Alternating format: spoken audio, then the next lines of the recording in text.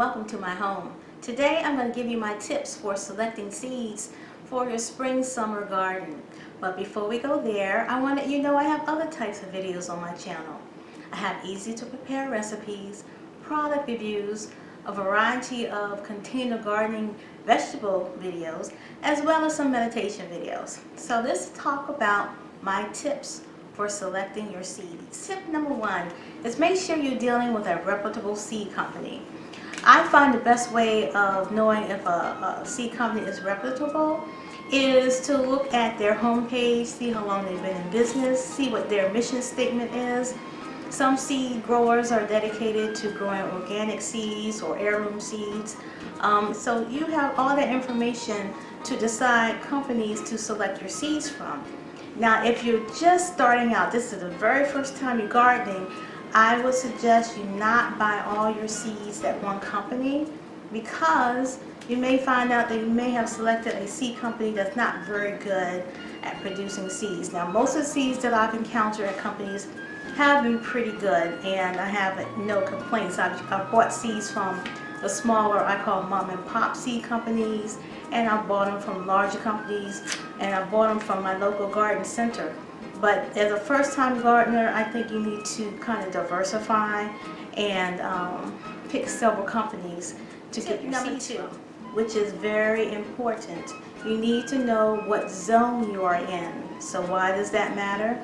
You don't want to pick a seed, or if you're buying plants that are not suitable for your climate, and zones give you that information. So for example, you don't want to pick an exotic plant, I call it exotic, but you don't want to pick something like a banana plant and you're in zone 4. You're just not going to get any produce out of it. You're going to be disappointed, and the plant's going to suffer. So it's good to know your zone, and it's good to know what zone the seeds or plants you're picking grows in, so you can have a better chance at success. And that's what you want. You want to see an abundance of vegetables for yourself and your family. I do have a video on zones if you're new to that concept, or what is a zone, and I'll put a link up here on one of these sides. It'll pop up and you can see that, and I'll also put a link to it down in the description box. Number 3, which seems like a no-brainer, but I've seen people not adhere to this. Grow something that you and your family like to eat. If you know you have family members who just can't stand okra, then don't grow okra. Now, a side note on that is homegrown vegetables are always going to taste better than the vegetables you buy in the store.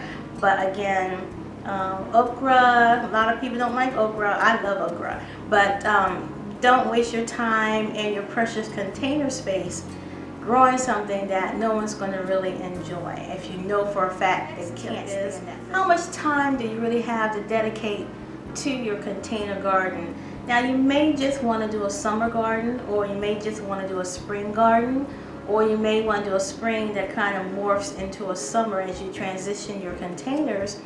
But one thing I like to look at is on the seed packages, or when I'm ordering online, is how many days does it take to get the actual vegetable to be produced. Now, if you have a lot of time and you're going to be spending a lot of time out there, you can pick longer growing vegetables if your zone allows that kind of long growing season. Another reason to know your zone. Also, don't pick, I want to say, vegetables that take a lot of coddling. Now, most vegetables are pretty easy to grow, but there are some that require a lot more attention than others.